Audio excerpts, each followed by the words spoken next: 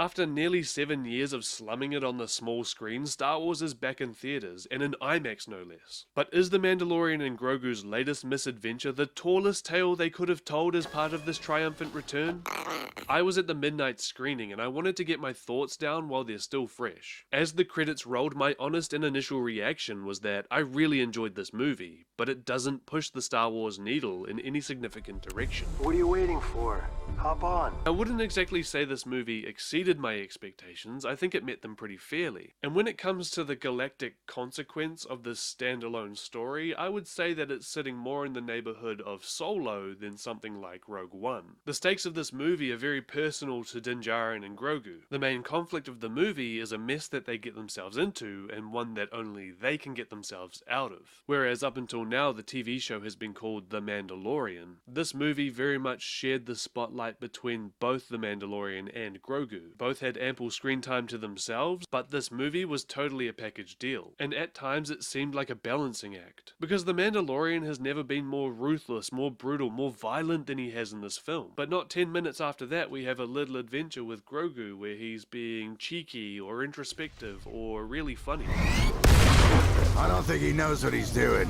On balance, I think the movie does pull it off, but tonally, it's a very interesting mix. Din Djarin finally feels like a bounty hunter once again, and the film finally figures out what his long-term purpose is in the story. He's very much a father figure, but also a mentor to Grogu now. Not only showing his little green friend the ropes, but relying on him as a partner in crime. And while physically Mando felt pretty much impervious to anything that was thrown at him, I mean, this guy was crushed, he was chewed on, he was bounced off of walls. Mando's real vulnerability is the realization that he won't always be around to protect Grogu and that day may fast be approaching. And as for Grogu, this film shows that the training wheels, they're finally coming off. He was useful, he was agile, he was essential to the plot in many places. Following his decision at Luke's temple in the Book of Boba Fett, this movie firmly pushes Grogu down the Mandalorian path and away from his Jedi roots, even as he becomes even stronger in the Force. The first 20 to 30 minutes of this film are undoubtedly some of the best. Taking on the Imperial Remnant in the snow, going to a Delphi base, and as the opening credits begin you get this amazing series of close-ups of classic Rebel ships. X-Wings, Y-Wings, there's like a New Republic B-Wing in there. It's very Yavin 4, it's very Top Gun, and underneath it all is that classic Mando theme. And it's just a really awesome welcome back to that time in the galaxy and that part of Star Wars.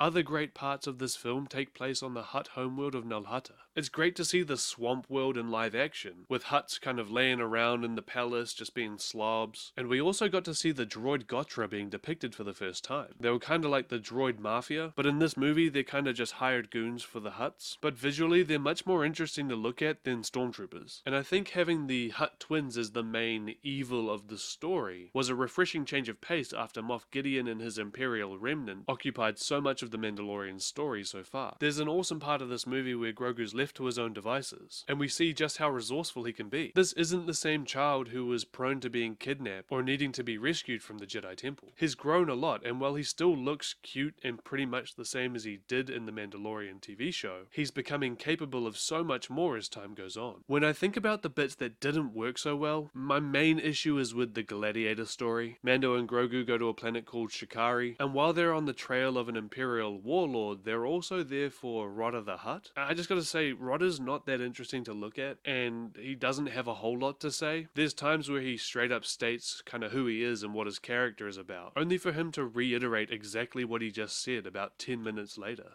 Overall, I think The Mandalorian and Grogu is a story worthy of the big screen. But there are a lot of beats in this movie that make it feel like this was a repurposed season 4. So, if you enjoy The Mandalorian, you're gonna love The Mandalorian and Grogu. It doesn't do a whole lot for the galaxy at large, but that's okay. What you get here is a very personal story about the bond that these two have made in a lawless part of the galaxy. That's it from me. Remember to sublike, give this video a thumbs up if you learned something new, and remember that the Force will be with you. Always.